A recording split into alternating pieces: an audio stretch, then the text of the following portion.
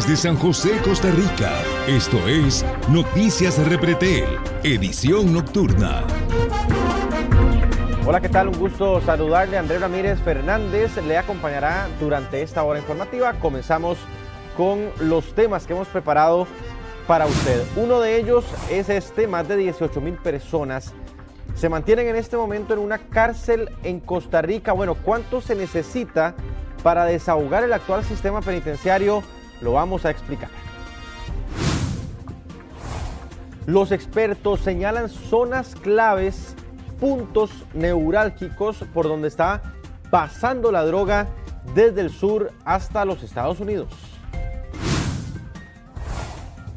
Bueno, y hay una coordinación entre el SENASA y el Ministerio de Salud que tiene que mejorarse, según expertos, para impedir para más bien mejorar los controles por malos olores en barrios, provocados por fincas, granjas, actividades pecuarias en general. Vea qué interesante, desarrollan un sitio similar a un chat de inteligencia artificial, pero para tener acceso rápido y sencillo a los planes de gobierno. Ahí lo está viendo en pantalla, vamos a ampliarlo en esta edición. Se intensifica la variable H3 de la influenza. El país se mantiene en este momento bajo un pico alto de gripes. Y se reúnen el ministro de Relaciones Exteriores de Dinamarca y el presidente de los Estados Unidos, Donald Trump, para hablar del futuro de Groenlandia. Comenzamos.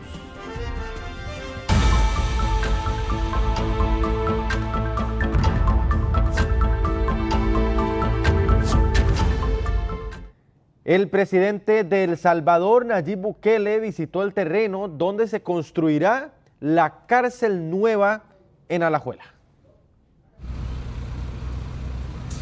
En un terreno de 91,000 metros cuadrados en la Reforma, el presidente de la República, Rodrigo Chávez, junto con su homólogo salvadoreño, Nayib Bukele, dieron el inicio de obras de lo que será el Centro de Alta Contención de Crimen Organizado en Costa Rica. La megacárcel El Caco es un proyecto que busca responder a la creciente ola de violencia ligada al crimen organizado en nuestro país.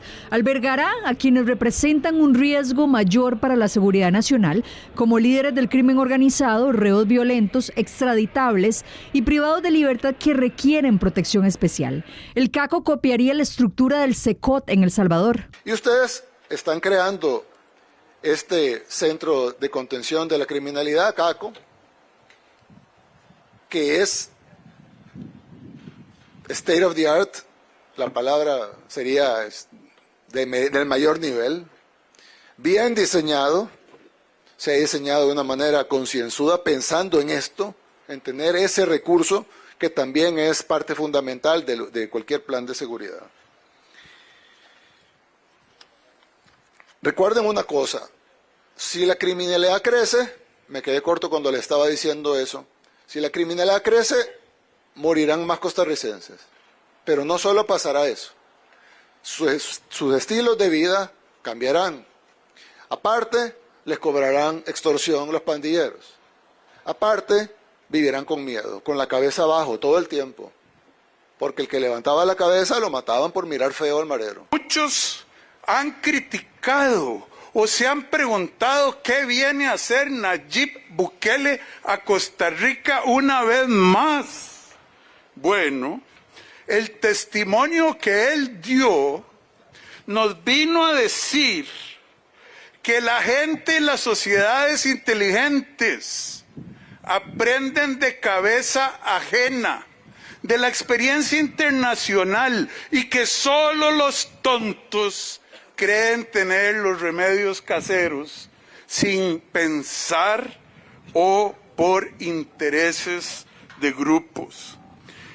Será construida para que estén 5,000 reos. En total tendrá 5 módulos para albergar a 1,020 privados de libertad y tendrá 5 consultorios médicos, 25 aposentos de visita íntima, un edificio mixto, un puesto de control principal, un registro de visitas, 7 fortines, 20 celdas de aislamiento, un edificio de bodega un basurero y un centro de acopio. El proyecto requerirá una inversión de unos 34 millones de dólares, es decir, casi 21.000 millones de colones, de los cuales un 40% ya fue asegurado gracias a la aprobación de un presupuesto extraordinario por parte de la Comisión de Hacendarios de la Asamblea Legislativa.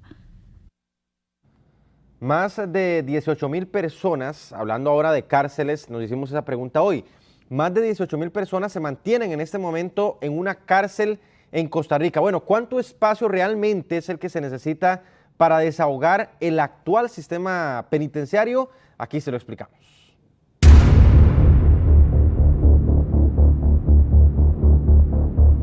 Costa Rica inició los años 2000 con cerca de 9.000 personas privadas de libertad y un sistema penitenciario aún manejable. Con el paso del tiempo, la población carcelaria creció de forma sostenida, mientras la infraestructura no avanzó al mismo ritmo. Trabajé en el sistema penitenciario por 40 años y de esos 40 años, 39 fui director de centros penitenciarios. La sobrepoblación y el hacinamiento, evidentemente, al interior de un centro penal genera violencia, porque hay desatención de la población penal por parte del personal técnico, la cobertura de seguridad no es la misma, hay mayores riesgos, no solamente para el personal de seguridad, sino también para la población. Este exceso genera hacinamiento carcelario, es decir, más personas de las que el espacio y los servicios pueden soportar. Según estándares internacionales, cada privado de libertad deberá contar con entre 4 y 6 metros cuadrados, una meta que hoy el sistema está lejos de cumplir. Expertos advierten que esta situación aumenta la violencia, afecta la salud y la dificultad de la rehabilitación. Los procesos de atención técnica que debe dar el personal profesional, psicólogos, orientadores, trabajadores sociales, otros profesionales, pues no se pueden dar en virtud de la poca cantidad de seguridad que no les permite, digamos, asistir a las clases de educación, asistir a los talleres de atención a la violencia sexual, de atención a la violencia en general. Aunque se han construido nuevos módulos en años recientes, el aumento constante de ingresos, especialmente por prisión preventiva, ha vuelto a colocar al sistema al límite. Las familias ahora están, por decirlo así, muy alejadas de los centros educativos. Responsabilizan a los educadores del tema de la creación de los valores, de los principios y ellos se olvidan de eso. Analistas coinciden en que, sin cambios urgentes en la política penal y alternativas a la prisión, la crisis seguirá profundizándose. Bueno, y otra de las noticias del día, con la ampliación de la denuncia por parte de la DIS del supuesto plan para asesinar al presidente de la República, 3 de los denunciados salieron a dar su versión de los hechos. 3 de los denunciados por la Dirección de Inteligencia y Seguridad Nacional por el supuesto plan para matar al presidente de la República hablaron y dieron su versión de los hechos. La primera de ellos fue Estela Chinchilla Mora, a quien le atribuyen el siguiente mensaje de WhatsApp. Tuvieron todo el tiempo para acabar con el misógeno. No tuvieron el valor. Si tu sicario no tiene el valor, con el resto de la plata yo les voy a pagar, a matar a ustedes por inútiles. Y una fotografía de la escolta del presidente de la República. Yo no dije eso, jamás hubiera pensado en salir del problema que tenemos como país de esa forma. Ese problema salimos de él el 1 de febrero votando y en segunda ronda eliminándolos. ¿Quién podría, por ejemplo, cree usted, estar detrás de ese montaje en su contra? Cualquier chabelo, hay un 20% de chabelos en este país, pero un chabelo tonto. Yo no sé si ustedes conocen cómo escribo yo, lo que hago, las faltas de ortografía. El abogado no me deja decirlo, pero lo voy a decir, perdón. No, adelante. Torres es un imbécil. Esas faltas de ortografía son ridículas. Yo no escribo así, jamás. Y aunque fuera adrede, mi mamá filóloga no me dejaría escribir así. También el exdiputado Célimo Guido Cruz, condenado por injurias en contra de un diputado en el año 2003, condenado en 2006 por bloqueos en las vías públicas, condenado el 6 de diciembre de 2023 por el delito de difamación al afirmar que el entonces ministro de Seguridad y actual director interino del OIJ, Michael Soto, era parte de la mafia, y denunciado por los diputados del PAC en el 2021 por liderar un supuesto intento de golpe de Estado. En la denuncia presentada por la DIS, señalan a Guido por participar en una reunión en la que también estaba Chinchilla el pasado martes en Escazú. Durante la reunión indicada en el hecho anterior, y según consta en registros de audio que se aportan como prueba, se discutió, promovió y respaldó de manera expresa y colectiva la idea de sustituir al presidente constitucionalmente electo, designar a una persona como presidente por un periodo de 18 días, ocultar facultades de carácter dictatorial a Gerardo Célimo Guido Cruz, al margen absoluto de la Constitución política y del orden democrático vigente. Estábamos en eso, incluso ahí tengo la agenda, planteamos varias cosas y entre otras, visitar 15 cantones de entrada para poder nosotros entonces informar a la gente para empezar a organizar y eventualmente movilizar. ¿Qué ocurrió? Así que terminó la reunión, dicen los compañeros, bueno, Célimo Guido que sea el vocero del grupo y además el coordinador del grupo. Un agricultor cualquiera dice, bueno, estas cosas no caminan cuando no hay una orientación. Entonces, Célimo Guido actúa aquí como un dictador por estos 18 días que faltan, llegan las elecciones, eso es cierto, lo dijo, para que esto pueda caminar. Se estaba refiriendo a la Organización de Rescate Nacional. Pero esta gente que actúan como mafias le dan vuelta y dicen que era que después de que se apiaran, que mataran al presidente, que lo asesinaran, entonces que yo fuera el presidente a través de una dictadura por 18 días. También estaba presente otra de las 6 denunciadas, Rocío Ramírez, quien participó de la reunión en Escazú. Es un ataque del presidente y solo quiero decirle que no nos va a callar, que no le tenemos miedo, que es mucho más el amor que le tenemos a esta patria, es mucho más esa sangre que a nosotros sí nos corre por las venas, es la bandera de Costa Rica aquí en el corazón para ir a sacar esta dictadura que nos quiere implantar el 1 de febrero. Así que mi mensaje es salgamos a votar y no le entreguemos a este país a la dictadura. Nuestros hijos y las próximas generaciones no merecen eso. El Ministerio Público confirmó a la comunicadora social que el caso por tentativa de homicidio en contra del presidente de la República será tramitado en la Fiscalía General. Bueno, y hoy el presidente de la República, Rodrigo Chávez, también se refirió a estas amenazas. Esto fue lo que dijo. La señora esta no la conozco. Solo sé que es una militante activa y beligerante del Frente Amplio. Me dice sifilítico, cerdo, bueno, cuánto insulto una persona puede hacerle a otra. Es gran amiga de Ariel Robles y Rocío Alfaro, quienes ya salieron a defenderla como una víctima. Me hizo mucha gracia porque me enseñaron hoy que el martes estaba caminando a paso galopante y hoy se presentó a la fiscalía usando una andadera o una silla de ruedas, no sé, porque pobrecita para victimizarse. Todo está comunicado al pueblo de Costa Rica. Es obvio que me tiene un profundo odio, al igual que sus asociados.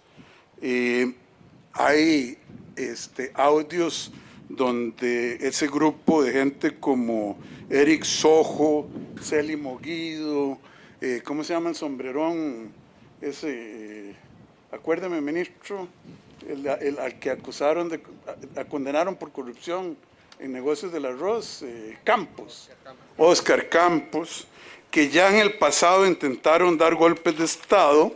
Ellos dijeron que iban a nombrar a Célimo Guido presidente en emergencia después de mi asesinato, de acuerdo a los videos, por 18 días, después tomar el país con marchas populares y convocar a otro sistema de elecciones.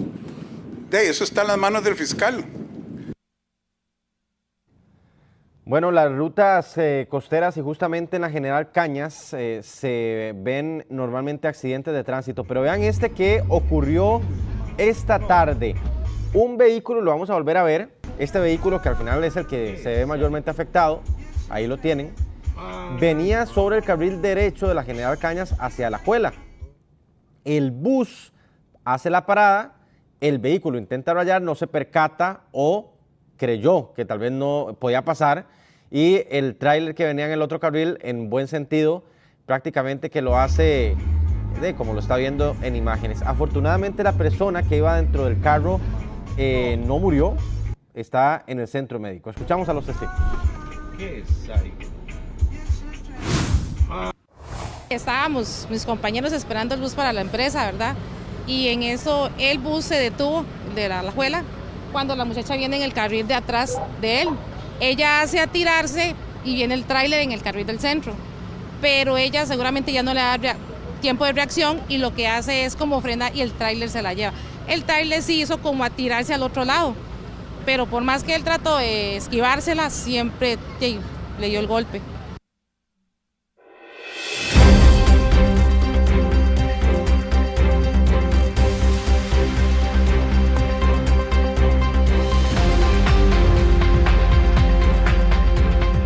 Y se los adelantaba iniciando la edición, hay rutas costeras y particularmente desde el Pacífico Sur que se están convirtiendo cada vez más en claves para el narcotráfico. Rachel Matamoros está en directo desde nuestra redacción. Rachel, ¿qué tal? Adelante. Es correcto, son 4 zonas costeras que se encuentran vulnerables en nuestro país y que específicamente se utilizan para el trasiego de marihuana y cocaína. De acuerdo con especialistas, en estos puntos falta presencia de parte de las autoridades y es por esto que es necesario que en este próximo gobierno se pueda reforzar la seguridad en estas zonas. ¿Cuáles serían estos puntos vulnerables? Bueno, todos estos detalles lo ampliamos en la siguiente información. Las rutas costeras del país se han convertido en corredores silenciosos del narcotráfico, donde lanchas rápidas aprovechan la oscuridad, la amplitud del mar y la limitada vigilancia para ingresar droga a territorio nacional. Estas zonas, muchas de ellas alejadas y de difícil acceso, figuran entre los puntos más vulnerables para el trasiego de drogas. Estas zonas costeras tienen ciertas particularidades geográficas que son de mucho de provecho de estas estructuras criminales que trafican droga, porque tienen esteros, tienen manglares, que son zonas geográficas que permiten tener cobertura, inclusive por maleza, por árboles, entonces pueden pasar más inadvertidos ante vigilancia o control aéreo, inclusive marítimo. Y pues por supuesto aprovechan estas rutas no solo para trasladar la droga, sino también para crear embarcaderos ilegales. Pero veamos, las autoridades han identificado los principales puntos con mayor flujo de droga en el país, entre ellos Punta Burica, el Golfo Dulce, Bahía Draque y el Triángulo de Osa. Según los expertos, la marihuana y la cocaína son las principales drogas que están ingresando desde países del sur, utilizando principalmente el Océano Pacífico. Situación que es totalmente alarmante, que ya es conocido por las autoridades, sin embargo, en estos 4 años no hicieron nada por tratar de detener esta cantidad de ingreso de cocaína y de marihuana. Es notable y es público que por el contrario más bien quitaron a guardacostas, a la PCD, de puntos importantes, vitales para la protección de nuestro país. Especialistas advierten que la falta de recursos humanos y operativos ha permitido que estas rutas se mantengan activas. Es importante una estrategia más allá de incautar droga, sino una estrategia con el objetivo de hacer inoperables esas rutas. Además, por supuesto, se requiere equipamiento tecnológico, drones, radares, lanchas. Informes de la DEA, de la CIA y del FBI son claros y contundentes, donde manifiestan de que más de 500 toneladas de cocaína y más de 600 toneladas de marihuana ingresaron solo en el año recién pasado. Situación que preocupa. La recomendación ante la llegada de un nuevo gobierno es trasladar y fortalecer el grupo policial en estas zonas, antes de que el narcotráfico consolide aún más su control territorial en el país.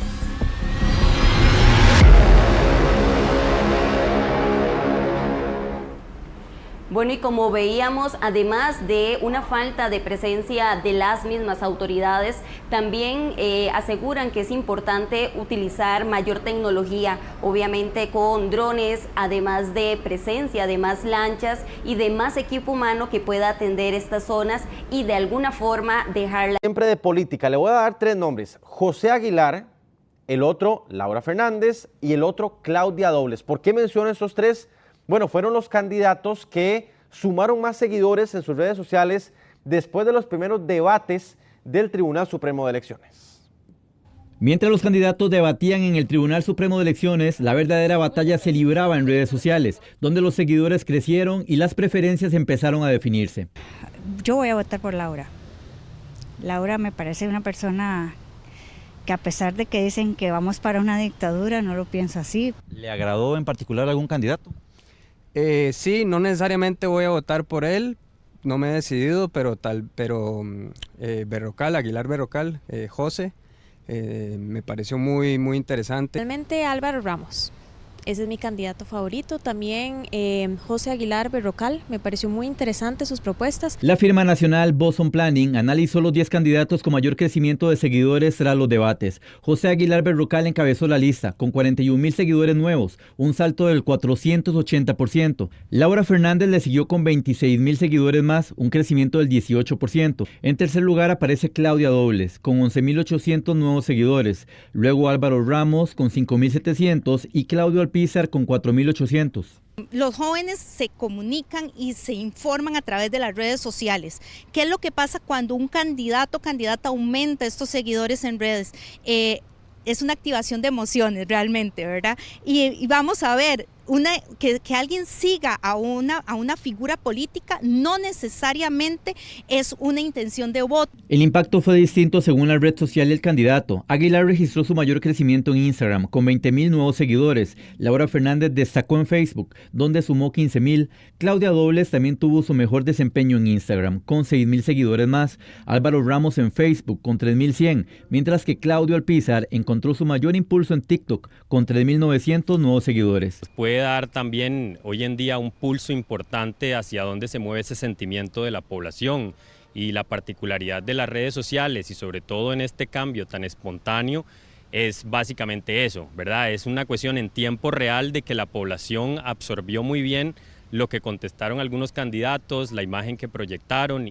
Fabricio Alvarado y David Hernández del Partido de los Trabajadores fueron los candidatos con menor crecimiento en sus comunidades, entre los 10 analizados.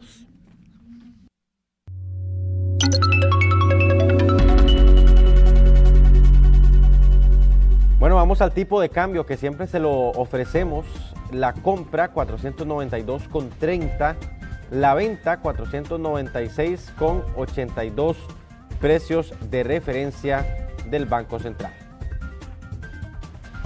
Bueno, la gripe H3 se intensifica, los EBAIS están recibiendo, imagínense usted, aquí lo leo, hasta 300 pacientes por semana afectados con diferentes virus respiratorios. El INCIENSA procesó solo en diciembre 360 muestras positivas por influenza H3N2. Solo para poner un ejemplo, en el EBAIS de Barrio México están atendiendo por semana hasta 300 pacientes con diferentes virus, incluyendo la nueva cepa, subclado K. Efectivamente tenemos un aumento de casos por encima del esperado, esto es lo que hablamos a veces de un pico epidémico, se está dando a nivel mundial, tenemos un repunte de enfermedad tipo influenza producida por varios subtipos de la influenza, pero tenemos la presencia de este clado nuevo que es el clado K, en el cual presentan las personas un poquito de síntomas, es un poquito más contagiosa, evade un poquito la inmunidad por medio de las vacunas y eso es lo que estamos presentando a nivel mundial y a nivel de país. ¿Qué tipo de perfil de paciente están ustedes atendiendo más en este momento en la consulta afectados con esta gripe? Ella no distingue, está afectando todos los grupos poblacionales, pero los casos más graves se están presentando en niños y se están presentando en adultos mayores. Al 5 de enero, el Ministerio de Salud contabilizó 45 casos de esta nueva variante y las zonas con mayor concentración son, por ejemplo, San José, Pérez Celedón, Desamparados, Alajuela, San Carlos y Punta Arenas. Yo me he vacunado con las dos, con la influencia y la otra vacuna que le ponen a uno el año pasado, sí. Entonces yo siento que estoy protegido por ese lado. Y en mi caso yo trato, es que yo vivo solo, esa es mi ventaja, entonces yo trato de mantener todo limpio, aseado, con alcohol, con cloro, la casa, el piso, entonces ya me mantengo con eso. Y hasta el momento no me he resfriado, gracias a Dios. Sí. ¿No le ha dado ninguna gripe? De momento no. Las consultas se mantienen altas en los servicios de la Caja y coincide con la presencia de otros virus respiratorios que provocan presión en los centros de salud de consulta externa y emergencias. Lo que tenemos nuevo que documentamos desde octubre y noviembre del año anterior es la circulación del subclado K, y entonces lo llamamos influenza H3N2 subclado K. ¿Qué es lo que se ha venido presentando? Pues efectivamente hemos tenido un aumento de los casos de circulación de influenza en el país como parte del comportamiento esperado, y específicamente el subclado K, según los datos con los que finalizamos el año 2025, que es la información más reciente proporcionada por el INCIENSA. El Ministerio de Salud, INCIENSA y la Caja monitorean la circulación de este virus.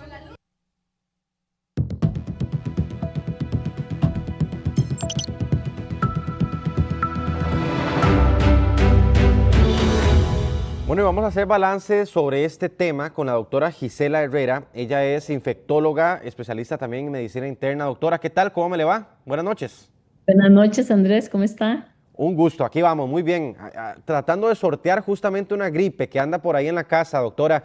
Y justamente quería preguntarle de manera general por eso, ¿por qué se ha adelantado quizá ese pico de casos de influenza y de virus respiratorios? Para empezar por ahí, ¿qué tal? Adelante. Claro, bueno, hemos vivido todo lo que fue las últimas semanas de diciembre y en enero una fuerte ola de virus respiratorios, y fundamentalmente hemos visto circular en forma general el H3N2. Este es el virus de la influenza que generalmente circula mayormente, pero en este caso, dado que se produjo una epidemia en diferentes continentes, fuimos afectados nosotros también. Y esto lo que sucedió es que el virus de la influenza prácticamente no circuló en 2 años que tuvimos pandemia de COVID. Y este virus fue acumulando mutaciones a través del tiempo y generó un virus completamente diferente al que nosotros estábamos expuestos. Varias cosas sucedieron. Esas mutaciones que son características del virus propio de la influenza, el virus de la influenza cambia todos los años, por eso la vacuna también cambia. Y hubo 2 situaciones. Una, que es un virus bastante diferente a los previos. Ya con eso nos enfrentamos a un virus al cual no tenemos defensas. Otra es que las vacunas que contienen 4 virus diferentes dan una protección parcial porque este es un virus nuevo. Pero mucha gente dejó de vacunarse porque hubo también este problema de que la gente pensó que no había necesidad de ponerse vacunas y que las vacunas podían ser contraproducentes. Este mal que sufrimos a raíz de la aparición del COVID, ¿verdad? Que surgieron los grupos antivacunas. Entonces, la gente dejó de vacunarse. Y otra cosa es que en esta época hay mucha aglomeración, ¿verdad? Nosotros nos reunimos para festejar las fiestas de diciembre, las vacaciones de enero, y también tenemos gente de otros países. Entonces, se dan todas las situaciones perfectas, grupos acumulados, virus circulando nuevos, y pesca a un grupo poblacional, un grupo de gente que tiene bajas defensas, claro, porque no se vacunó o porque es un virus diferente al cual no tenemos todavía una respuesta de anticuerpos que lo neutralice. Entonces, al sumar todos estos 3 factores, estamos teniendo lo que estamos viviendo.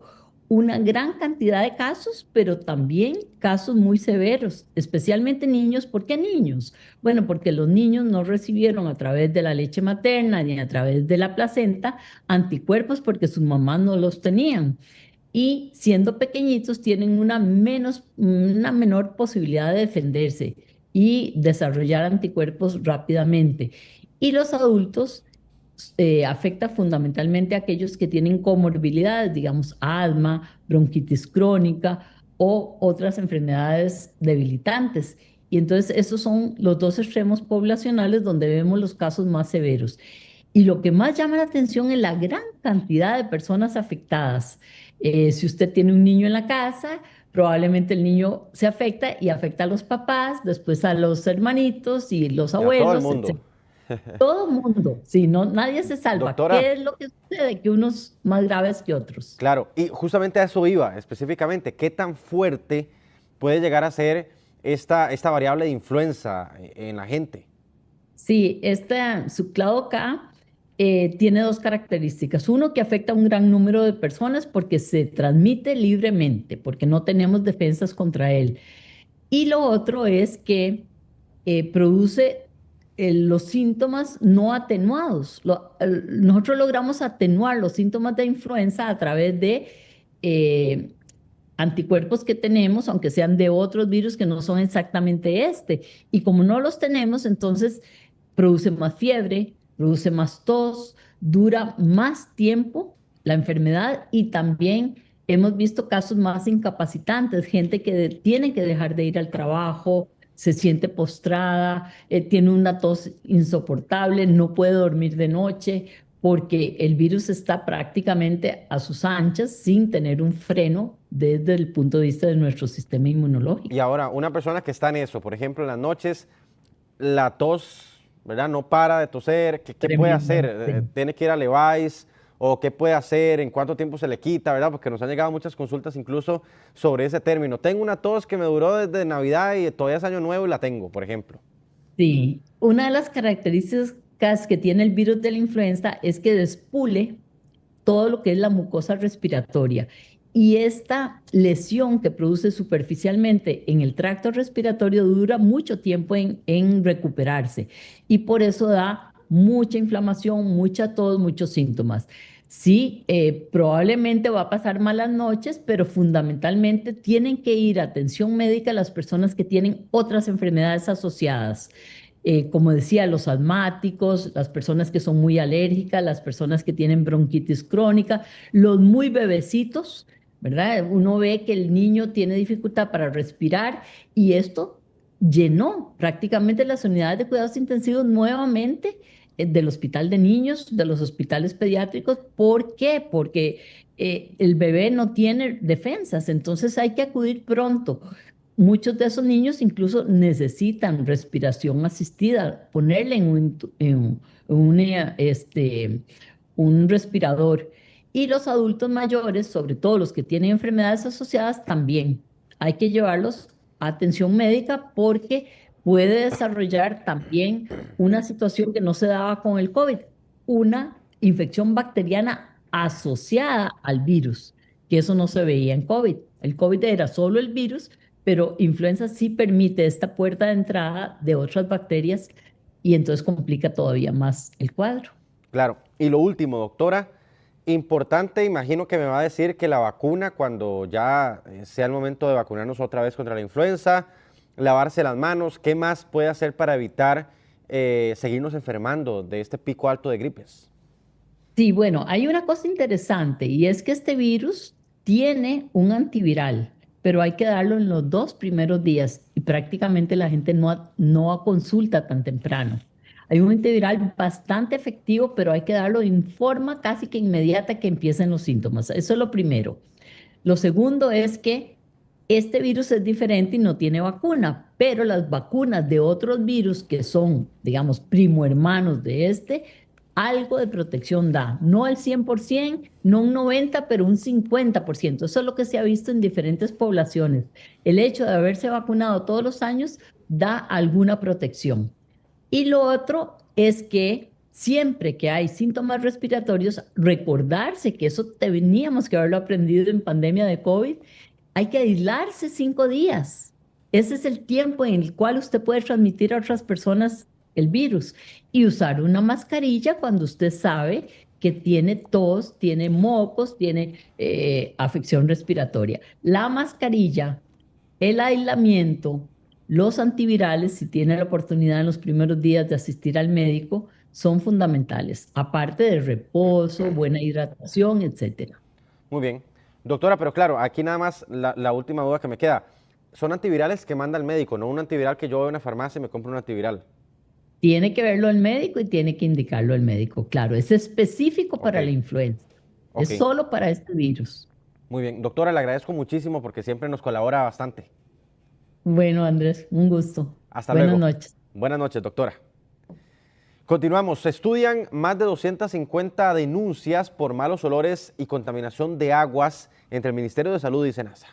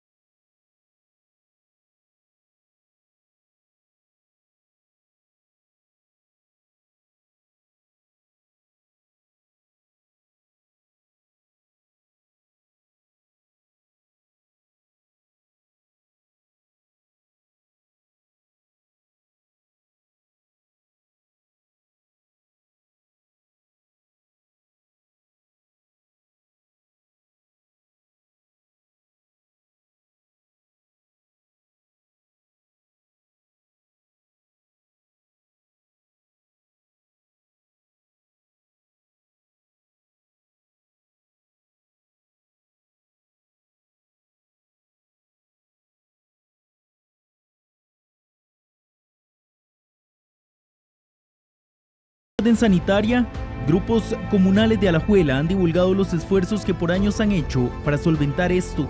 Al final lo que ha tratado de hacer SENASA es no andar cerrando establecimientos, sino es crear conciencia en los productores de que las cosas se pueden manejar adecuadamente y la única forma de hacerlo es constantemente estarlos visitando. Efectivamente se han cerrado mataderos, ¿verdad?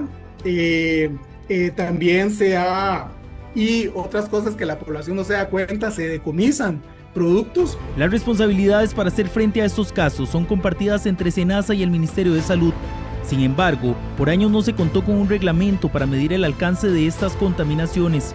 Fue hasta finales de 2025 que la entidad aprobó un reglamento de control de olores ofensivos. El cuidado y el seguimiento que se ha dado a todos estos caudales, digamos que continuamos. Obviamente la orden sanitaria se le continúan dando el seguimiento al plan remedial, pero las mejoras en cuanto a la inversión que han hecho para poder resarcir de alguna forma esta contaminación, creo que es evidente. La misma población de alguna manera ya está satisfecha. Muchas veces el no contar con planes reguladores genera que tengamos actividades industriales, comerciales, residenciales colindantes. No son casos aislados. Al Ministerio de Salud en 10 meses, entre 2024 y 2025, le ingresaron más de 250 denuncias así. 2 días sin llover y vean cómo está. Y un olor a cuita de cerdo, todo eso viene de la chanchera. Casos así también encienden alarmas en Catira de Guatuso, donde a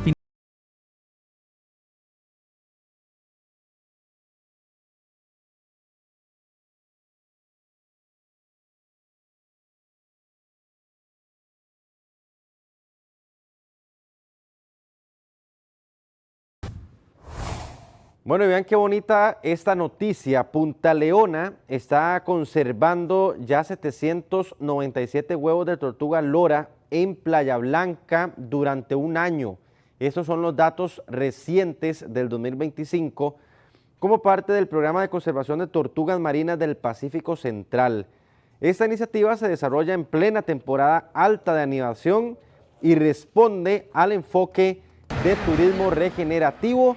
Las tortuguitas que usted ve ahí en Playa Blanca, 797 huevos de tortuga se protegieron entonces durante el último año. Gracias por premiarnos con su sintonía en esta edición de Noticias Repretel. Que tenga una feliz noche. Hasta luego.